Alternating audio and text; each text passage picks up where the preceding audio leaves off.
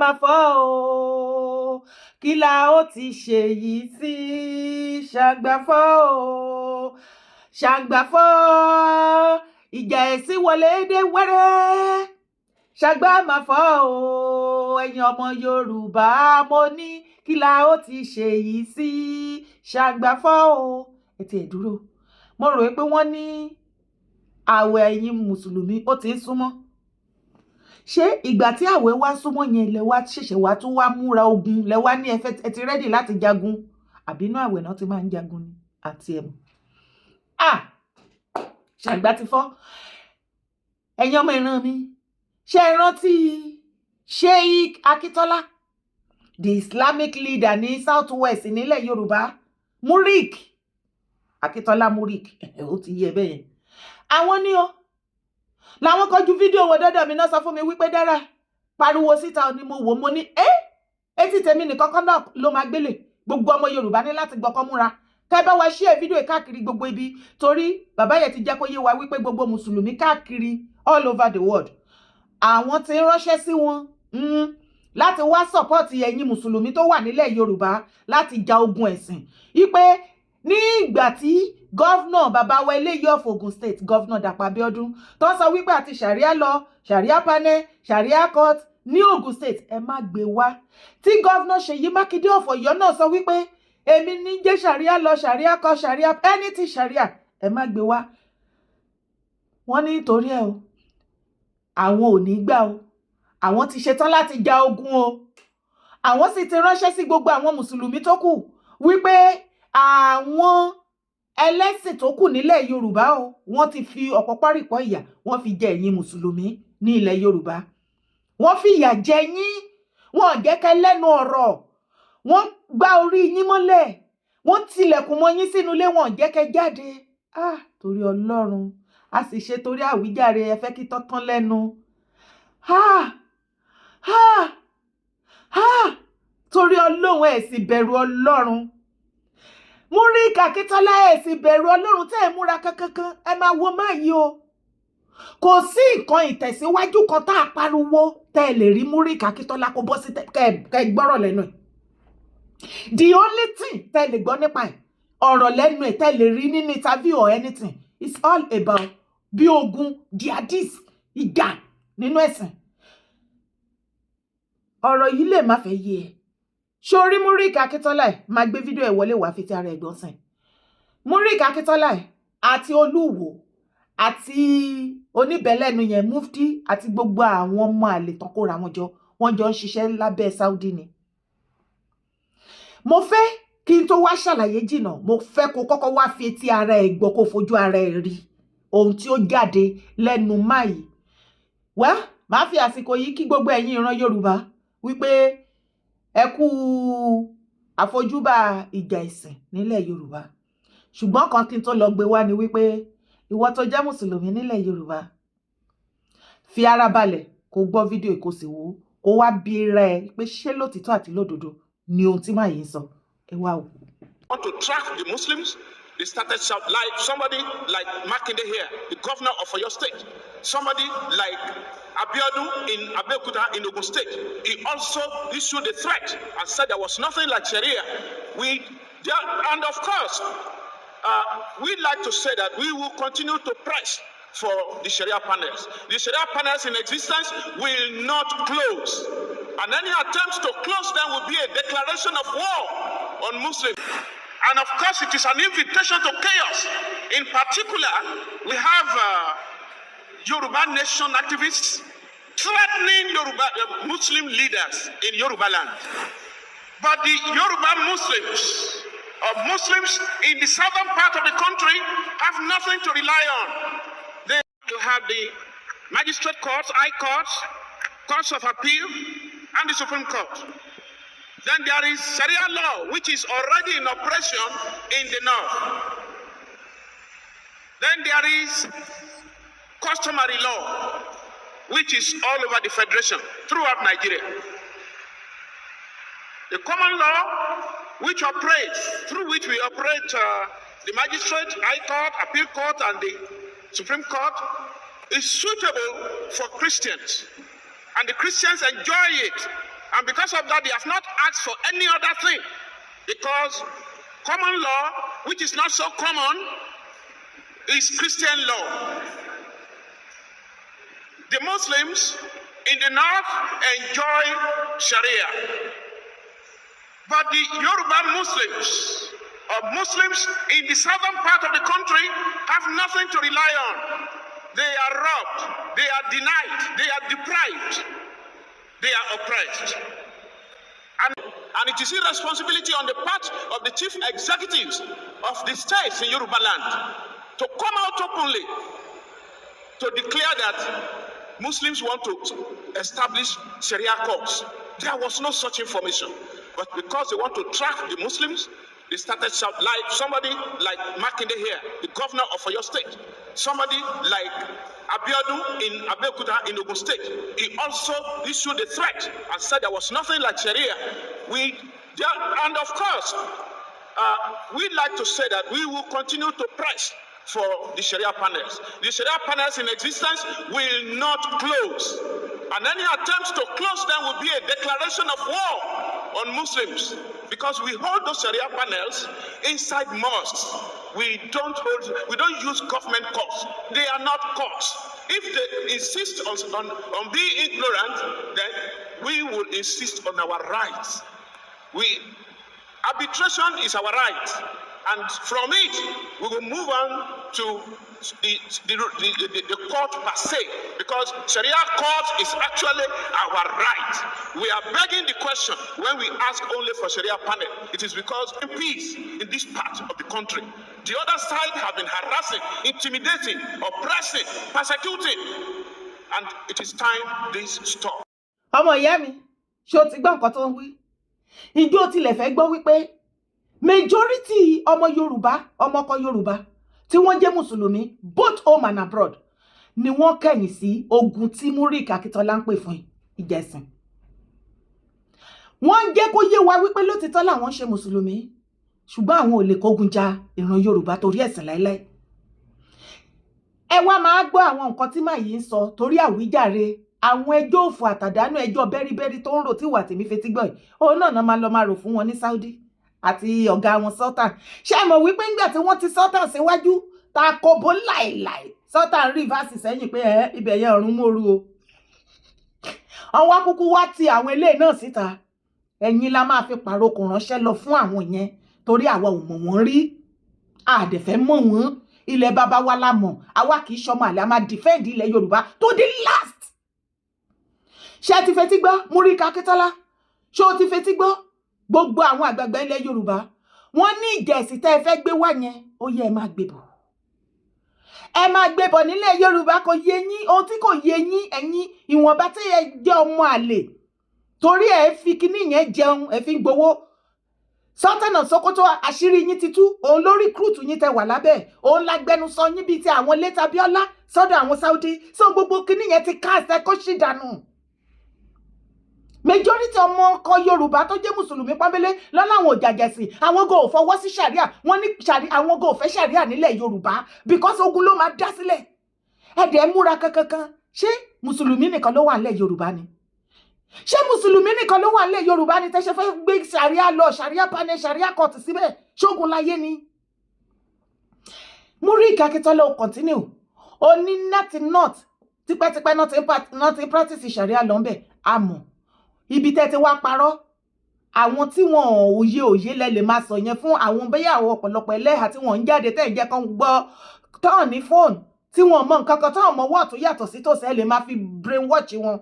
Ṣùgbọ́n mo fẹ́ kẹ́ mọ̀ wípé ní àsìkò yìí ẹ ti tọ́rọ́rọ́ nírù, ẹ ti jí nǹkan tí kò yẹ kó jí, nǹkan tó ń sọ àsopìyè tẹ́lẹ̀ ẹ ti jí dìde, ó ranjú kalẹ̀ báyìí ní 1000 wax. Àbáyín dọ́gba, àbáyín kúrú, àbáyín ga. Àwa máa defend ilẹ̀ Yorùbá. Somebody like me, èmi ò hate Islam. Mi ìdẹ̀bẹ́lẹ́sìn jà rárá torí mo ní àwọn olóríire ẹni bí ènìyàn tó ń jẹ́ Mùsùlùmí tí wọ́n rọ̀gbà yí mi ká tí mi dẹ̀ lè wojú wọn láíláí. Ṣùgbọ́n ṣe rí ẹ̀yin yìí, aláìdá ni yín láàrin wọn. Aláìdá ènìyàn ni yín láàrin wọn. Ẹ máa gbọ́ Murik Akíntọ́lá tó tẹ̀síwájú. Ó ní so many years back ni wọ́n ti practice Sharia law ní North. Yes, we heard. Ṣùgbọ́n ibi tó ti ṣe mistake, ó ní the northerners are enjoying Sharia court, they are enjoying Sharia law. Mo gbé Múríkì àgbà òfò ni yín sà, ẹ wà okay, mo sorry láti sọ, ẹ wà all right. Nǹkan ti ṣe yín sà, Múríkì Akíntọ́lá. Tí ò bá wá jẹ́ bẹ́ẹ̀, ṣé the same knot tí gbogbo wa jọ rí? Tí Sharia law tó jẹ́ wípé kò mú president ex president tó kówó jẹ, Sharia law. El-Rufai ex governor Kano àbíbo ló jẹ tẹ́lẹ̀. Ṣebí nísìnyí òun ló pariwo síta pé wọ́n threaten òun, wọ́n fi EFCC threaten òun, wọ́n fẹ́ wá gbé òun. Okay, kí ló yẹ kó máa threaten tí ò bá kówó jẹ lóòótọ́? Billion 246 billion náà kó jẹ nínú ìjọba ẹ̀. Ibo ni Sharia law wà? Ṣé bẹ́ẹ̀ sọ wípé Sharia law ní North kò wà fún criminal, àwọn marriages ló wà fún? Kí ló wá dé tẹ̀ ń gé àwọn èèyàn tó bá jí tuber of yam kan, tẹ̀ ń gé wọn lápá? Kí ló dé tẹ̀ ń gé àwọn èèyàn tó bá lọ jalè àbí tó ṣe mọ́ ìwà ìdá kan, tẹ̀ ń gé wọn lẹ́sẹ̀? Irọ́ ni. Ṣebí ọ̀rọ̀ pé ní dá sí ẹni ọ̀dà nǹkan o, eyo ọ̀rọ̀ marriage nìkan òun lẹ fẹ́ dá sí, òun náà lẹ fi bẹ̀rẹ̀ tẹ fi wọlé sí àwọn middle belt, àwọn Haúsá gbogbo wọn tẹ fi wọlé sí wọn lára, tí wọ́n ṣẹ̀ṣẹ̀ wá ń jà fatafata ń sìn tó fẹ́ bọ́ lọ́wọ́ yín. Nǹkan ìgbà tójú àwọn yẹn ti là, tí wọ́n ti wá sọ pé àwọn ò ṣe mọ́, ẹ fi ba ayé wọn jẹ́ ni. Ìgbà yẹn lẹ̀ṣẹ̀ wá ń gbébọ̀ lọ́dọ̀ títí wa, bẹ́ẹ̀ ni páwa ò rí.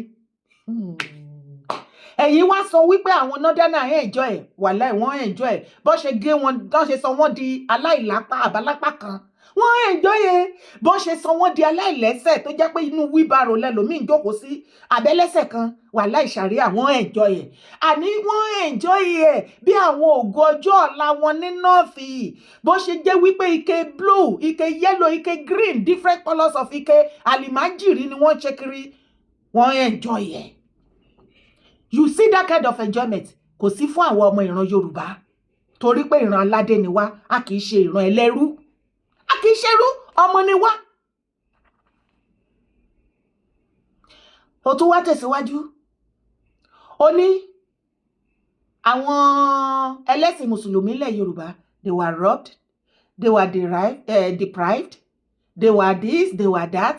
Lẹ́nu títí yín, mò ń bọ̀ mí tí dì, ẹ jẹ́ ká wo fídíò yìí náà. Àfà mọ̀jẹ̀ kẹ́sìn ọ̀sọ̀ wá dọ̀tá. ṣé bógun ẹ̀sìn ní kánlẹ̀kùn gbọ̀ngbọ̀n yín. Bó la fẹ́ ṣe? ẹ̀jẹ̀ jẹ́ ń fẹ́ lé ìbá ẹ̀yin mùsùlùmí sọ̀rọ̀. Kábíyèsí bàbá. Wọ́n nílò ọ̀rọ̀ sà. Tí ọmọ létí ìfẹ́. ẹ gbọ́. àwa ò pé ẹ mọ́ ṣẹ̀sìn yín. àmọ́ ẹni tí ó bá fi ọ̀rọ̀ àná kọ́gbọ́n, òun ni wọ́n fọ̀rọ̀ rẹ̀ kọ́gbọ́n lónìí. Ogun Uthman Dan Fodio ọjọ́ tá a ṣẹ́ ní Òṣogbo. Ẹ ti fẹ́ gbé ìdìde, wọ́n ti ń wọlé sí yín lára. Ẹ̀dẹ̀ fura. ẹ má jẹ́ kí ẹ̀sìn ó múmú láyà yín jí lọ ẹ bàbá yín lọ. ẹ dákun gbogbo ẹ̀yin mùsùlùmí, ẹ gbọ́ òótọ́ ìlẹ́nu mi lónìí. Fúlàní ò mọ̀ ní mùsùlùmí. Bẹ́ẹ̀. ẹ jẹ́ ń lo èdè yín torí bẹ́ẹ̀ lèmi náà ti ń bọ̀. Nasiru ló kọ mi mìíràn láyé Wàfátì Kọ̀ríbù. Nasiru mìíràn láyé Wàfátì Kọ̀ríbù. bàbá bí ogun ẹ̀sìn bá wọlé Yorùbá lónìí, kí wọ́n ọmọ Yorùbá kí láwà ní ìrẹ́ ó tóbi tó báyìí, wọn ò ní wú ọ lẹ́ẹ̀mejì kí wọ́n tó fi dà sọ orí kalẹ̀ lọ́rùn rẹ̀. Wọ́n fi dà gé orí. sọ orí kalẹ̀ pẹ̀lú láwà ní. tòṣùká my friend. Ìwọ náà gbọ́ gbogbo nǹkan táwọn bàbá yẹn sọ. Gbogbo wa mú yín lọ́wọ́, àmú yín lẹ́sẹ̀. Ipe kẹjẹ Kasimi Agbẹja. Ṣé ogun láyé ìgbà Usman Dan Fodio, history burúkú ẹ tún fẹ́ kó wá repeat rẹ̀? Ìbẹ́gbọ́n sì, wọ́n ní Òṣogbo ní ogun yẹn wọlé sí, tí ó kó ilẹ̀ Yorùbá. Kí ló dé tó jẹ́ pé ogun ni Múríkì ń pariwo fúnlẹ̀ Yorùbá? Kí ló dé tó jẹ́ wípé Múríkì Akíntọ́lá kò sí mí rí àbó ti rí fídíò ẹ̀kan níbi tó ti jẹ́ wípé ó ti bó ṣe máa múra kankan lórí ọ̀rọ̀ ẹ̀sìn yìí tó múra bẹ́ẹ̀ fún ìkan ìtẹ̀síwájú ilẹ̀ Yorùbá. Èmi notice mo dẹ̀ ń rí wọn ní wípé anything tó bá ti jẹ́ wípé nǹkan tó bá máa mú positive change bá ìran Yorùbá, ọmọ Yorùbá, ilẹ̀ Yorùbá, this so called Mr. Múríkì Akíntọ́lá ó máa ń against ẹ̀ ni. Àbí ṣé mo parọ́ ni? Oh, notice. Ẹjọ́, okay, ẹ̀yin mùsùlùmí tẹ́ wà nílẹ̀ Yorùbá, ǹjẹ́ Múríkì Akíntọ́lá ti fìgbà kan múra kankan kan báyìí kí ayé yín kó lè dájú báyìí lọ? Àwọn ọmọ yín tí Múríkì Akíntọ́lá bá múra báyìí dédédédé wípé after tó bá ti lọ kọ́ Arabic tí wọ́n lè fi ṣiṣẹ́ ní Nàìjíríà tó jẹ́ wípé kò wà useless. Okay o, workshop kan wà tó ti create o, ẹ lọ kọ́ṣẹ́ ọwọ́, ìwọ tó fẹ́ kọ́ ilé, ìwọ tó fẹ́ ṣe lé, ìwọ tó fẹ́ ṣe lé, kò sí. Ọ̀nà wo lẹ́tí gbẹ̀yìn mùsùlùmí ilẹ̀ Yorùbá lẹ́tí benefit látara àwọn pípù wọ̀nyí as a Muslim? Torí tó bá ń gbọ́rọ̀ ẹnu wọn, wọ́n marginalize àwọn mùsùlùmí ilẹ̀ Yorùbá, wọ́n rọ́ọ̀bù wọn ọ̀fù, wọ́n deprive wọn, wọ́n ṣe kinní kan wọn. Irọ́ ni. Ẹjọ́ mùsùlùmí sọ òtítọ́. Sọ òtítọ́. Ọlọ́run lè gbà wọ àtẹ̀mí. Ṣé Kìrìsìtẹ́nì ń dúnkòkò mọ́ mùsùlùmí ilẹ̀ Yorùbá? Sóòótọ́. Ṣé oníṣẹ̀ṣe ń dúnkòkò mọ́ mùsùlùmí ilẹ̀ Yorùbá? Ẹjá sóòótọ́, ẹjá rántí ọjọ́ àgbéǹde àlìkíámà. Tó bá wá di pé lénìí mùsùlùmí àti oníṣẹ̀ṣe wọ́n wá ń kó fúnra wọn, ẹ̀yin mùsùlùmí náà lẹ sún wọn débẹ̀, nǹkan tí gbogbo wa mọ̀ ní. Ẹ wo iye ọdún tẹ́tí ní wọ́n lára, tẹ́tí pè wọ́n lórúkọ oríṣiríṣi, tẹ́tí ṣoríṣiríṣi fún wọn pẹ̀lẹ́sìn wọn. Tí ìgbàgbọ́ yín ò bá rọ̀ mọ́ ẹ̀sìn wọn, iye ẹ̀sìn tí ìgbàgbọ́ yín rọ̀ mọ́, ẹ gbé dání. Kò jẹ́ dandan kí gbogbo wa gba ẹ̀sìn kan náà. Kò sọ́jọ́ tí ilẹ̀ Yorùbá wá ń bọ̀ tó ń bọ̀ wá jẹ́ ẹlẹ́sìn kan. Nǹkan tí kò yé ẹ̀yin Múríkì nìyẹn. Nǹkan tẹ́ fẹ́ kó ṣẹlẹ̀ nìyẹn. Àwa dẹ̀ ń jẹ́ kó yé yín wípé kò lè ṣeé ṣe láyé tí ayé fi máa parẹ́. Ilẹ̀ Yorùbá, ẹ lè máa rò wípé mùsùlùmí pọ̀. Bẹ́ẹ̀ ni wọ́n pọ̀. Bẹ́ẹ̀ mùsùlùmí ṣe pọ̀ nílẹ̀ Yorùbá ni Kìrìsìtẹ́nì pọ̀ o. Bí Kìrìsìtẹ́nì ṣe pọ̀ nílẹ̀ Yorùbá lóníṣẹ̀ṣe pọ̀. Ẹ má jà tara wa. Ìfẹ́ ni mò ń béèrè. Kẹ́lẹ́sìn ó ṣẹ̀ sí ẹ̀ pẹ̀lú àlàáfíà, ká sì jọ ríra wa pẹ̀lú gẹ́gẹ́ bí ọmọ ìran kan náà, ẹbí kan náà. Ká kọ́mọ lùbọ́, kò ní ká má fẹ́ra wa láya, kò ní ká má fẹ́ra wa lọ́kọ gẹ́gẹ́ bá ti ń ṣe. Gbogbo àwọn ẹlẹ́sìn pátápátá, mo ní gbogbo àwọn ẹlẹ́sìn, sorry, gbogbo àwọn Nigerians pátápátá. Even ní north, ní south east, gbogbo ẹni o. Wọ́n máa ń sọ wípé ìjà ẹ̀sìn, àwọn ọ̀rọ̀ epo lè ṣẹlẹ̀ nílẹ̀ Yorùbá. Ìdí ni wípé ilẹ̀ Yorùbá láti kó gbogbo ẹ̀sìn mẹ́tẹ̀ẹ̀ta papọ̀. Ní inú ọkọ á jẹ́ mùsùlùmí, ìyàwó á jẹ́ Kìrìsìtẹ́nì or vice versa. Wọ́n á dẹ̀ bímọ. Kò rújú. Ẹ jẹ́ gba ìfẹ́ láàyè. Ṣé tẹ bá ti wá pariwo ìjẹ̀sìn tí ìjẹ̀sìn bá ti wá dé? Ṣé ó máa nọ̀ sí Múríkì ni àbí kò yé Múríkì? Ṣé the same àwọn tẹ́lẹ̀ fẹ́ lọ pè tí wọ́n ò gbà yín as part of them? Lẹ́yìn rí nírí wípé tẹ bá ti wá lọ bá wọn, ogun tó fẹ́ wá jà yẹn tẹ bá ti ṣílẹ̀kùn fún wọn, tó bá ti kógun yẹn wọlé. Wọ́n wá ìgbà yẹn náà wá gbà yín. Ogun ò tí wọlé, wọn ò gbà yín gẹ́gẹ́ bí ọmọ ìyá wọn. Ẹ̀yin ilẹ̀ ń fọ̀sì ara yín lé wọn lọ́rùn. Àwọn ń yẹra.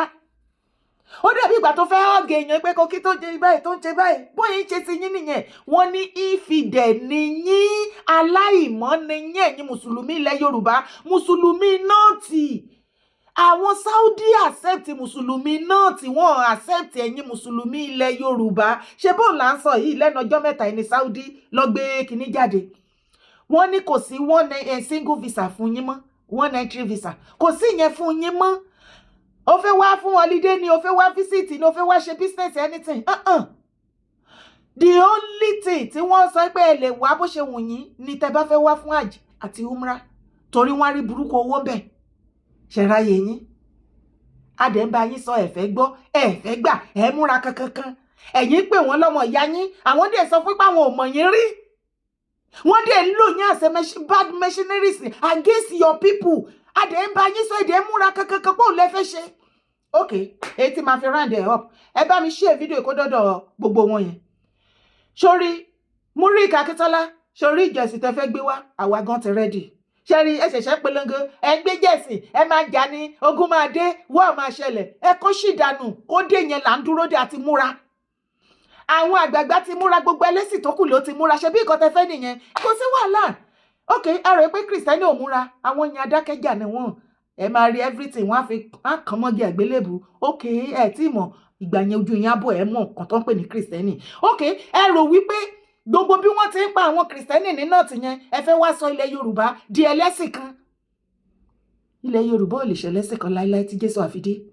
The earlier the better, kẹ́ jẹ́ kó sink síbí, kẹ́ ní peace. Gbogbo yín tẹ́ wá múra kankan, mo fẹ́ kó mọ̀ pé tí ìjà ẹ̀sìn yẹn bá dé, property á lọ sí, family á lọ sí, ìwọ gan wà lọ sí. Torí mi ò ń ṣe mùsùlùmí. Kò dé ìrẹ́ẹ̀tì tí mùsùlùmí ní láti wá gbé ogun tì mí nílẹ̀ bàbá mi as a Christian. Then a fẹ́ rí, ẹ jẹ́ kó máa bọ̀ wá. Mo fẹ́ kí ẹ bá mi mú fídíò kẹ́ bá mi pè fún gbogbo gọ́fìnà ilẹ̀ Yorùbá pátápátá àti gbogbo àgbẹ̀ ilẹ̀ Yorùbá àti gbogbo ọmọkọ ilẹ̀ Yorùbá both home and abroad.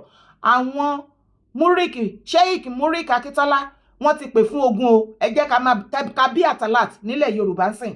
Àtẹ́nìtẹ̀ lẹ́nìtì lè ṣẹlẹ̀ kò jù bẹ́ẹ̀ lọ. Orúkọ tèmi ò yí padà. Yèyé Dára Kowé ni mò ń jẹ́. Má gbàgbé láti bá mi subscribe sórí YouTube channel yìí. Support my brand. Bá mi like video kó sì drop comment ẹ̀. Bá mi share video. Ire o.